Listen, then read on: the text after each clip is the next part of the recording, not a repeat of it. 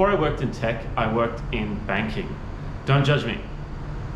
Now, when I worked at the bank, they would always issue us with an enterprise-grade Lenovo ThinkPad.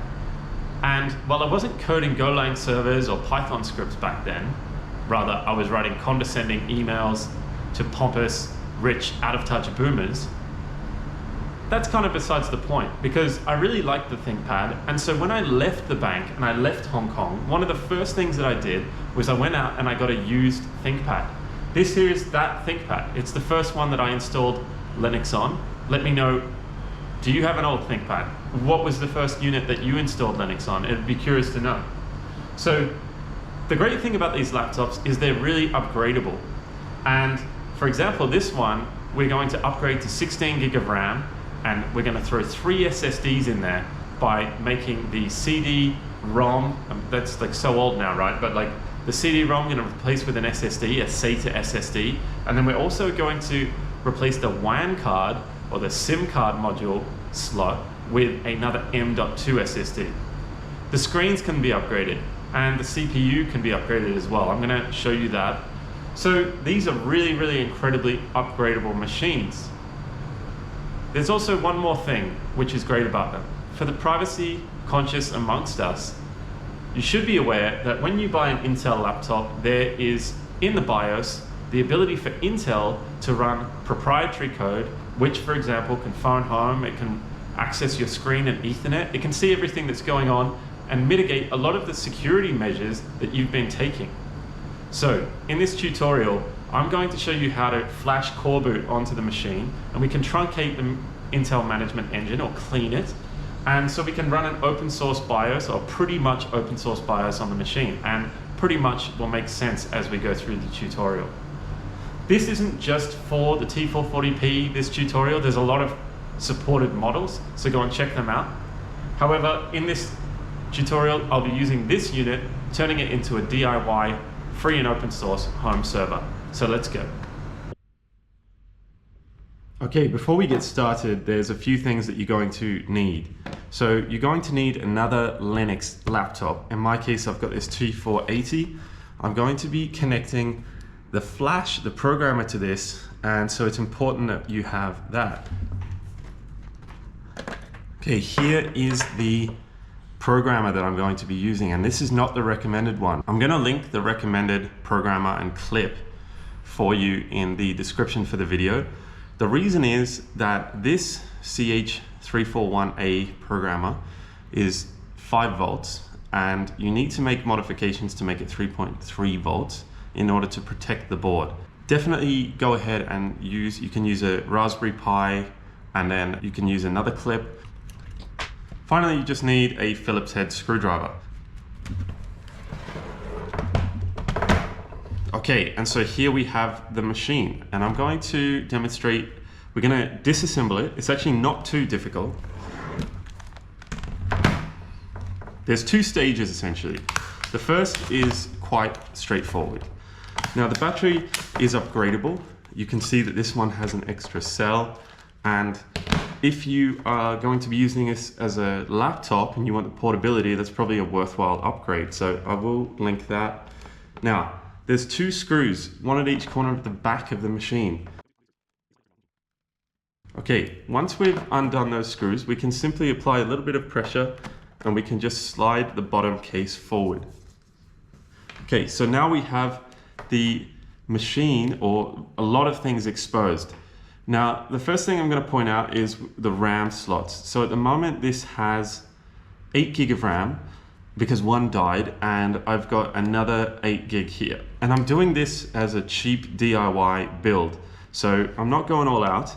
The other thing we've got is we have here, this here is the WWAN card. I'm going to be replacing this with a SATA M.2 drive, and that's going to be 128 gigabytes, and that's going to hold the OS when I'm running this as a home server. Over here we've got the Wi-Fi card, and I'm not going to be upgrading that, although it is possible, because the thing is that I'm going to use the Ethernet. This machine's just going to be sitting connected to the network. Talking about upgradability here, we have the storage. So at the moment I've got a 500 gig storage or SSD SATA drive from Samsung, the Evo 860. You can probably these days pick up something a slightly better drive, like an 870 or better, and with a higher capacity. The thing is, I've just got these lying around, and so I'm going to be inserting another one, and the spot that I'm going to be doing that is I'm going to be putting this into, here is the CD drive bay, and so I'm going to be using a caddy. We can see this caddy here, and so this takes the SSD, and I'm going to be upgrading that. You can also upgrade the heat fan. I'm not going to be doing that, but if you're going for the 4910MQ, which is, I believe, the largest or best or most high-powered CPU that you can get in this machine, you may want to upgrade the heat pipe to get better thermals. And funny story, when I ordered, this is some time ago now, but I ordered that chip that I just mentioned, the 4910MQ, and when it arrived, it was in fact a 4702. And I wrote back to the seller on AliExpress, and they expressed their regret, and they said, you know what, you can have a full refund, you don't need to send it back. So as it turned out, I ended up with a slightly lower powered chip, but I got it for free. So, you know, and I think actually it was a blessing in the end, because the chip was not running so hot that it caused me issues with this laptop. Not that it's necessarily going to cause you issues, but it just may be that it's more power efficient and it doesn't run as hot. Okay, so now what I'm going to do is let's go and we're going to disconnect a few things. So the first thing I'm going to do is I'm going to disconnect the screen, and I'm going to disconnect the CMOS battery, okay? The screen we need to unravel all the way to around here, like that. Now these are all disconnected already, but you can disconnect your Wi-Fi and your WAN modules.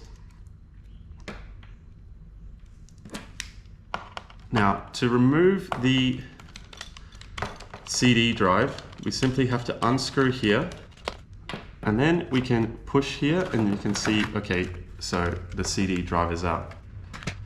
I'm going to take out the RAM. Next, I'm going to take out the SSD. Okay, next I'm going to disconnect the fan. Okay, and I'm going to remove the heatsink and the fan. All right, and so you can see this is the CPU exposed. We're going to be cleaning that up later and reapplying the thermal paste. Now what we need to do is we need to go around the laptop and we need to remove all the screws that you can see on this side. So one of the sneaky ones is this one. Once you've got all the screws removed from the back, now we just need to flip the unit over. The touchpad is upgradable on this machine. I'm not going to be using it because I'm purely going to be using the keyboard for the home server.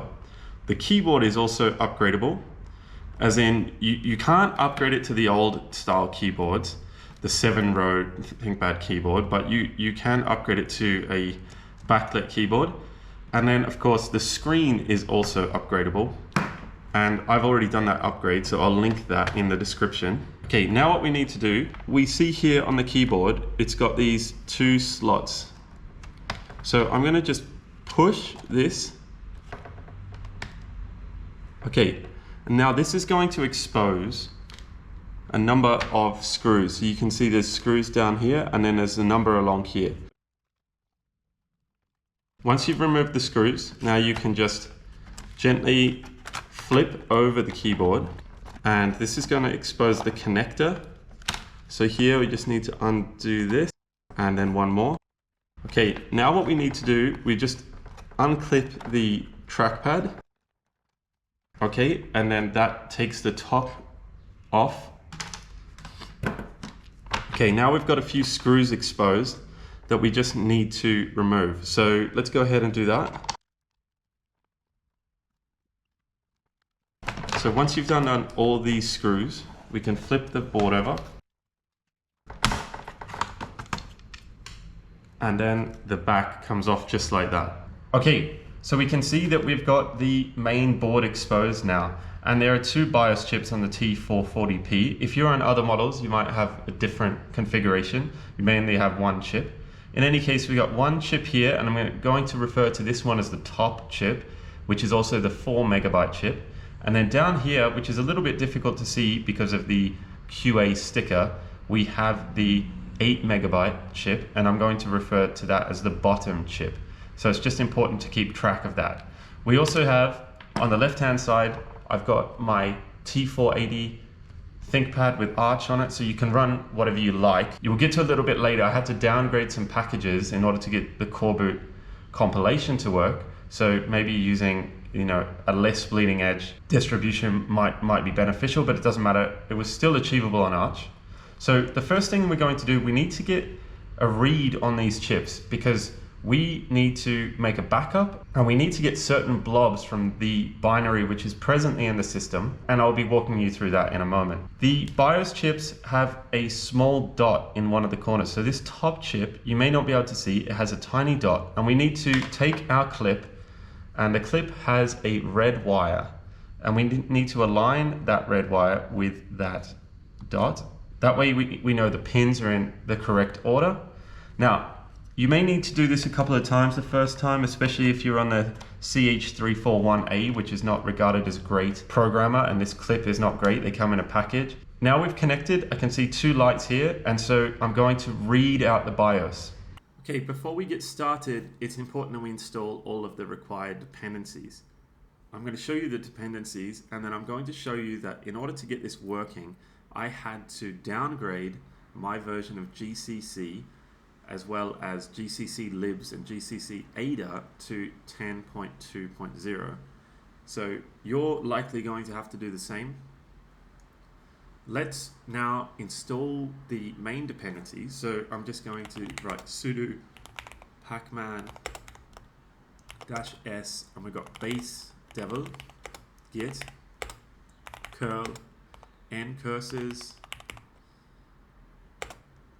zlib nasm share utils unzip and flash ROM, and this is what we're going to be using to flash the chip. So go ahead and install that. What we want to make sure is that we have the programmer connected to our machine, our second machine that we're working on. So we can say ls usb, and I'm just going to grep that into 341, so it should match that, and we can see I have this device connected. Next thing I want to do is make a directory that we're going to work out of, and so I'm going to say mkdir and then T440p server, and we want to keep a backup of the chips, of the BIOS chips, so that if you want to restore it in future, because they are specific to the board.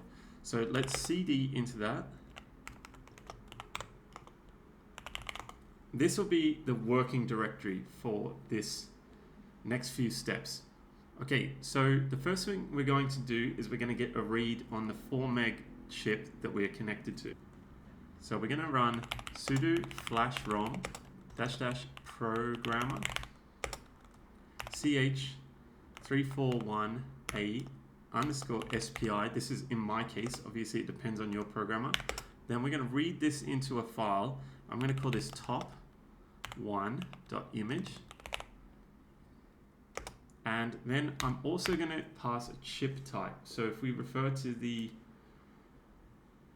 Coreboot documentation, the T440p, as we know, has 2 flash chips, and the 4 megabyte one has the following identifier, which is W25Q32FV. So we're now reading the flash. Great, and we're going to run that one more time, but this time we're going to call the image top2. Okay, so we're both done, and if we ls in this directory, we're going to see that we've got 2 images. Let's just diff them, so top1 image and top2 image. There's no difference, and that's a good thing. That means that we're confident with the integrity of the read. Okay, so we're done, and so now I'm going to disconnect first from here, which is providing some power. I'm going to disconnect from the top BIOS chip. Now what I need to do is I need to connect to the bottom one. Now, it's difficult to see because of the QA, but the bottom one, the dot is facing downwards. It's in the bottom left-hand corner when the board is orientated like this with the battery bay at the top. So I'm going to clip that on, and I'm going to plug it into my machine.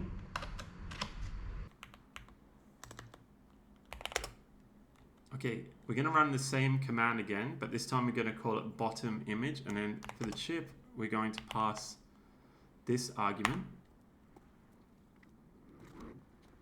Okay, and then once again, we're going to get a second copy of that one.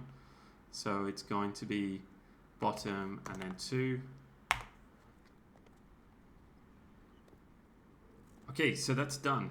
Now, just like we did with the first one, let's just diff those two. So we're going to say diff, and then we're going to say bottom 1 and then bottom 2. We can see there's no difference. Once we're done there, we simply disconnect. And now it's time to prepare our Coreboot ROM. Okay, so we've got all of these and we've got the backups, and we now just need to actually combine them into two because the system actually sees them as a combined ROM. So the way that we're going to do that is I'm going to use the first one of each. It doesn't really matter. And I'm just going to cat the files. So I'm just going to say cat, and then I'm going to say bottom 1 image, and then also top 1 image. And I'm just going to put this into the T440p server.rom. So what we're going to do now is we are going to clone Coreboot. So we can do that with git clone and then https review.coreboot.org/coreboot. Okay, so that's done. Now I'm going to just cd into the Coreboot directory that we've just cloned, and then I'm going to check out a specific branch, which is the latest release at the time of recording. So I'm going to say git checkout 25.03. So next we're going to initialize all of the submodules. We do that with git submodule update --init --checkout. And this is going to clone all the submodules. Okay, so Coreboot is successfully cloned, and we've updated and initialized all the submodules. Now, Coreboot doesn't actually include proprietary code such as the Intel management engine or the flash descriptor or the Ethernet firmware. So there are blobs that Coreboot does not touch according to its license and will not. So we need to obtain those from the original image. So the way that we're going to do this is we are going to use the Coreboot util ifd tool. We're going to change into util and then ifd tool, and in here we're going to just run make. Okay, so after ifd tool has been made, now what we need to do is run that on the ROM that we created earlier. So I'm going to say ifd tool, and I'm going to say x, and then the location was for myself T440p server, and I'm called it T440 server.rom. So run this command. Okay, and now we've got some additional files. So if we ls in here, we can see that we've got the flash region 0, flash descriptor, flash region 1 BIOS bin, flash region 2 Intel ME, and then flash region 3 GBE. So the ones that we're concerned with here, so to begin with, is the flash descriptor. So I'm going to go and move that into the working directory, which is in my case T440p _ server. So we're just going to run move, and we're going to say flash region 0 and flash region 2, the Intel management engine, flash region 3 GBE, which is the Ethernet, and I'm just going to put this into T440p _ server. Okay, so we've got the flash descriptor, we've got the management engine, and also the Ethernet or the GBE blob. Now, we do need to obtain one more thing, and that's the memory reference code. And the thing is that the T440p and the Haswell series, unlike the older chips, they didn't actually come with it. So there was no mrc.bin or memory reference code. And therefore, what we need to do is obtain that. And we can do that by using the MRC from a Haswell Chromebook. Now, there's a couple of ways that you can go about this. You can use Coreboot to actually extract that yourself using the tools in there, and you can refer to the documentation for that. In this tutorial, just to make things simpler, I'm going to be using an MRC file from the Skulls project, which is a great open source project. Shout out to the maintainer, which into our working directory. So I'm going to say cd, and then I'm going to go back to the T440p server. We know that this is where we've been working from. And now what I'm going to do is I'm going to actually curl from the GitHub of the Skulls project. So I'm going to grab that MRC bin that we were just talking about. So we can say curl and then L. This just means allow redirects. And we're going to say O, and we're going to say memory reference code.bin. And that just means the O is just for the output. What are we going to output this to? And so I'm going to say https raw GitHub user content.com merge skulls master T440p mrc.bin.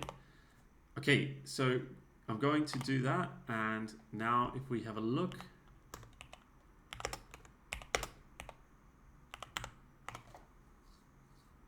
we can see that the memory reference code is there, and specifically if we look at the size of that file, it's 190.2 kilobytes. That's important. Just be aware of that, and you can check that for your reference. Okay, so what I'm going to be doing is I'm going to create a directory in the OPT or the opt, the Linux system, just because I prefer it to be there, not in my user's home directory. And so the way that we're going to do that is with makedir, so sudo mkdir and then opt and then coreboot. Now I'm just going to set the permissions for my user on that directory. So I'm going to say sudo chown and then user, and my primary group is users, and then I'm going to say opt coreboot. So I'm going to shift just the blobs that we need into this coreboot directory there so that coreboot can reference it. So let's go ahead. The first thing was the flash descriptor. So let's say move, and then we're going to say flash region 0 flash descriptor. And we're going to put this in opt, and we're going to say coreboot flash descriptor.bin. Okay, next was the management engine. So I'm going to say flash region 2, and that was the Intel management engine. And so I'm going to say that is going to go into opt, coreboot, and management engine. And next we're going to do the Ethernet or GBE. We can see that we have the flash region 3 GBE. So I'm going to say move flash region 3 GBE, and we're going to put that into opt, coreboot, ethernet.bin. Okay, and then the MRC, the memory reference code. So I'm going to say move memory reference code, and we're going to put that in opt, coreboot, and we're going to keep the same name in that case. So clear that. Next, what we need to do is we need to go and set up our coreboot configuration. So let's go and do that. We're going to go into the coreboot repository that we cloned earlier. I'm going to paste in some items into the config, and then we're going to use the Coreboot make nconfig utility, but I'll walk you through these now. So let's create a file. We're going to call that, and it's important to keep the name. It's going to be .config, and let's go and edit that file. Okay, so I've added some lines in here, and I'll walk you through them. The next thing is we've got a few flags to say that we do have those blobs that we extracted earlier. So we've got the IFD, the management engine, the Ethernet or GBE, and the memory reference code. Just to tell Coreboot that they are available and it knows where to look for them above with the paths. Now, we're going to have the checks and the validation for the Intel management engine, and we're going to clean the Intel management engine later. Next, and this is board specific, so in my case I'm using a Lenovo ThinkPad T440p, so you need to make sure that you have added these as well, although in a moment I'll show you the GUI where you can actually just provide this. And then in my case I'm going to be using cBIOS. That's going to be the payload, so this actually replaces the existing proprietary BIOS, so those options are specific to the payload. So I'm going to write and exit, and now I'm going to say make nconfig. To begin with, we can go into the main board and we can see that the correct main board is selected. Now, if you're on a different laptop, then just go ahead and select your vendor and model number. Now, the chipset, we just want to come down here and make sure that this is going to be referencing that memory reference code. And if we go down a little bit further, we can see that we've got the Intel flash descriptor, and we can see that we've got the Ethernet, and we can see that we've got the management engine. Okay, so that's all looking good. Now we just want to go to the payload, and we can see that payload is cBIOS by default, and you can select in here a different payload. So go ahead and select that if you would like, but we've already configured that. So now we are ready to exit, so save and exit, and then saving. It's going to write the configuration file. It's going to overwrite our configuration file, but that's okay. Now we're going to make cross GCC. So in my case, I'm going to say make and then cross GCC i386, and then the number of CPUs, I'm just going to say I know that I've got 8 cores, but in my case I'm going to run this command and I'm going to say nproc. Okay, now once this is done, we can now go and run make. So this is actually going to build our Coreboot ROM, so we can run make. Okay, so it tells us that it's built the Lenovo Haswell, and now what we need to do is just copy the ROM, which should have been built, and we can see that with ls build and then Coreboot, and it should have ROM at the end. So we have this ROM, and now what we need to do is just copy it into that opt Coreboot directory that we had before. So I'm just going to say copy build coreboot.rom, and I'm going to put that in opt Coreboot.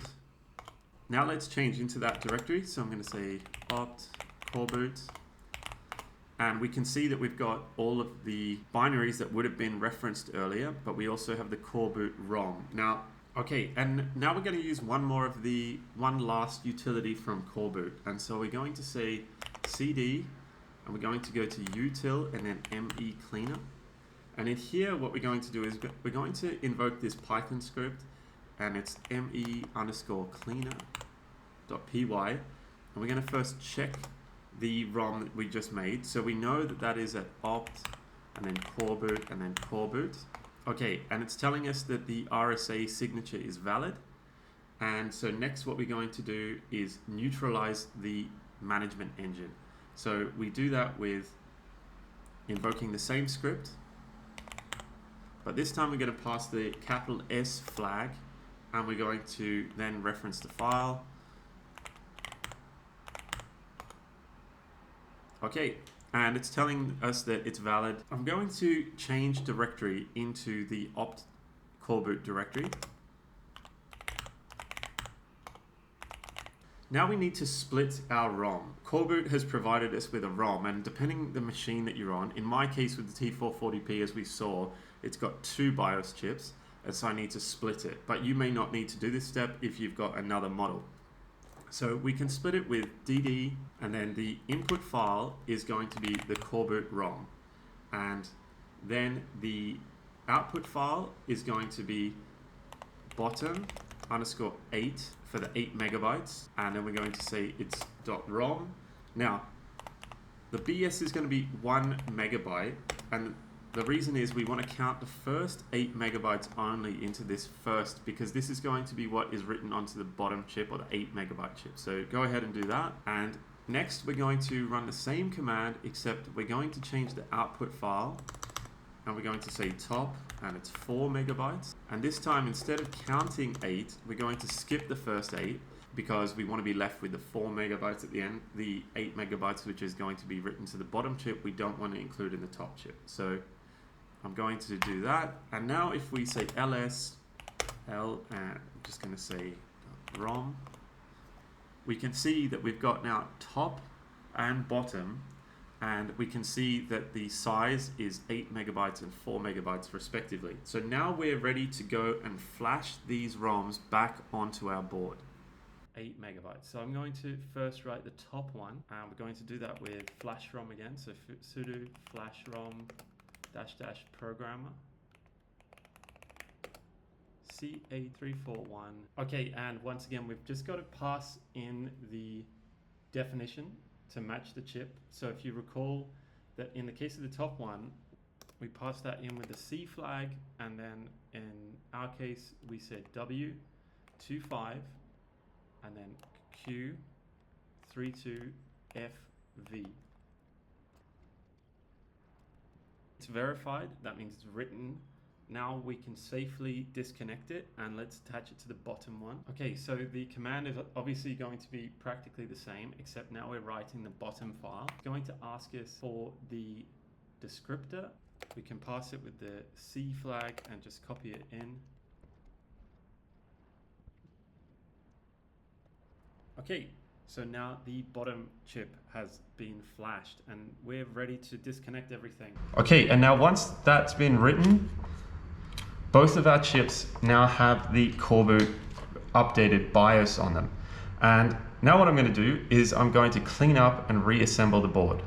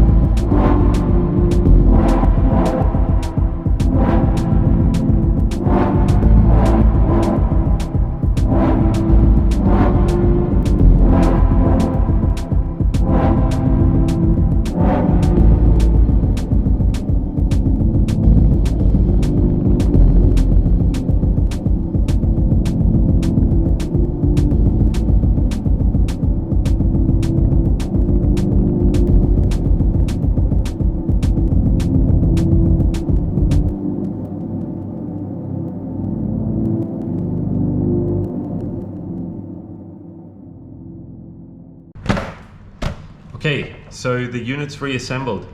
Now we just need to download an ISO for Debian. In my case, I'm going to use Debian. Ultimately, it doesn't really matter. You could use Ubuntu server, you could use Arch, use whatever you like. But given that this is going to be a home server, I want it to be stable.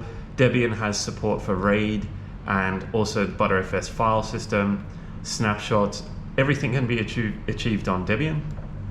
And now let's go and get that USB and boot this bad boy up. Okay, and I'm going to select device 1. Okay, and now we can see that we've got the Debian graphical installer option. I'm just going to go with that.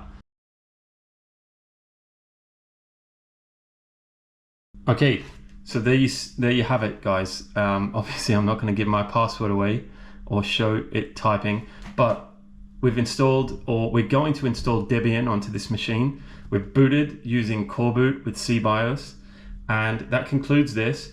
In the next video, I'm going to take us through a complete setup of a home server. So syncing files, we're going to set up RAID 1 for mirroring and redundancy, and we can set up a VPN. I do a lot of travel, especially with work, so that's going to come in handy, and I will take all of you through that. So thanks very much for tuning in. Drop a like and subscribe. Tell me if you're going to be installing Coreboot on your machine, and if you've bought a ThinkPad off the back of this, let me know which one it was. Cheers.